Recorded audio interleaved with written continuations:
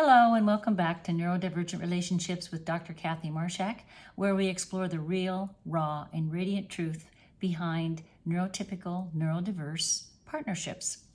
Today I want to talk about something that doesn't get enough credit in relationships, and especially not in neurodivergent ones: belief. Believing in yourself even when the terrain ahead feels impossible. Believing in your partner even when their way of expressing love is completely foreign to your own. And believing that we can make change together.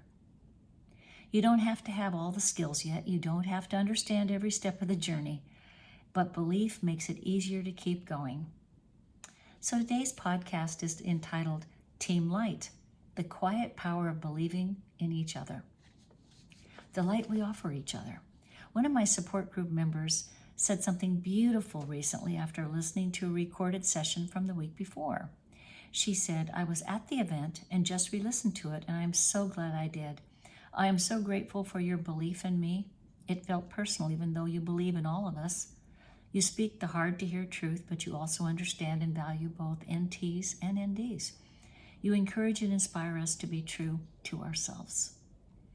That's the way belief works. It's reciprocal. So I wrote back, "I meant it for you. Not everyone who embarks on this journey of self-discovery has courage. You and the members of our fearless little group are amazing. Of course I believe in you. You make it easier for me to believe in myself too. We belong to Team Light." Because that's what we are, a group of people shining a light for each other in the dark. You don't need to be perfect.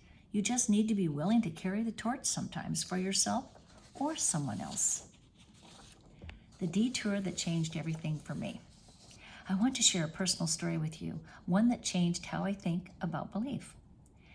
Years ago, I was on a family trip through upstate New York with Howard and our daughters. It was supposed to be a peaceful escape, and it was, until I felt that pull to visit the city.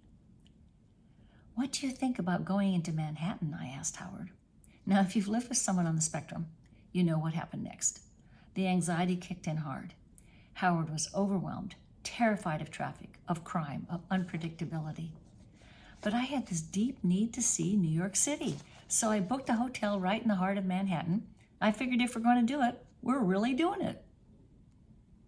We walked through Central Park. We saw plays. We shopped. We went to Radio City Music Hall. Bianca guided us through the paleontology exhibits like a pro. I was pushing through a 3-day migraine, and Howard was stressed the entire time, but I was determined. And then we went to the World Trade Center. The museum at the top fascinated me, but it wasn't the skyline or the architecture that stopped me in my tracks. It was the poem, The New Colossus by Lazarus.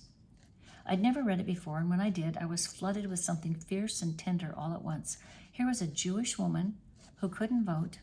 She wasn't allowed to attend the Statue of Liberty's dedication unless accompanied by a man, and yet she wrote the poem dedicating the Statue of Liberty. Here's just one line. "From her beacon hand glows worldwide welcome." I read the poem to my daughters right then and there. Later I framed it. It hangs over my desk now, and I sometimes read it aloud to clients, especially when they've lost belief in themselves. Because the sonnet is not just a national symbol, it's a personal one, a gentle feminine invitation to the lost, the weary, the misunderstood. It says, "You are welcome, you belong." And what I didn't know then, what none of us could have known, was that the World Trade Center would be destroyed the very next year after I visited. Everything I saw and felt in that moment would soon be gone, except the poem, except the message, except the light. Lazarus' words survived. That torch still burns.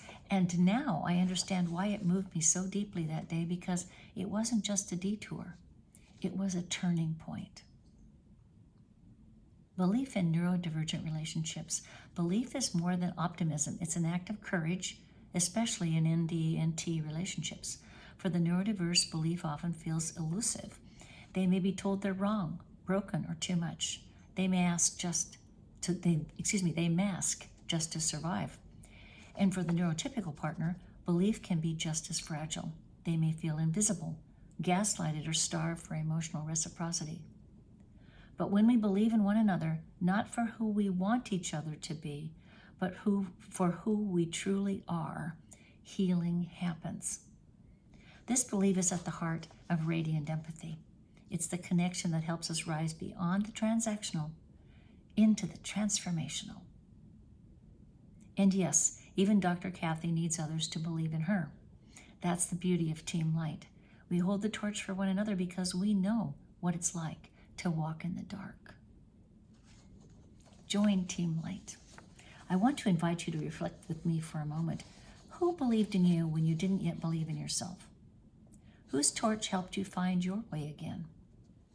Who might need you to believe in them right now? These are the conversations we'll have at our next podcast after party discussion. You're welcome to join us. Bring your thoughts, your stories, and your light. And if you want to know more about when it's going to be scheduled, just go to drkathylearningcenter.thinkific.com or any of my websites, or just Google me and you'll find me on social media. If today's message resonated with you, I'd love for you to be part of the conversation. So I'll close with the final lines of the New Colossus. You'll recognize these. Give me your tired, your poor, your huddled masses yearning to breathe free, the wretched refuse of your teeming shore. Send these, the homeless, tempest-tossed to me. I lift my lamp beside the golden door. You know, we all come to this work a little weary, a little storm-tossed, but together, NTs and NDs, brave hearts all, we shine. We are Team Light, and we will keep the torch burning.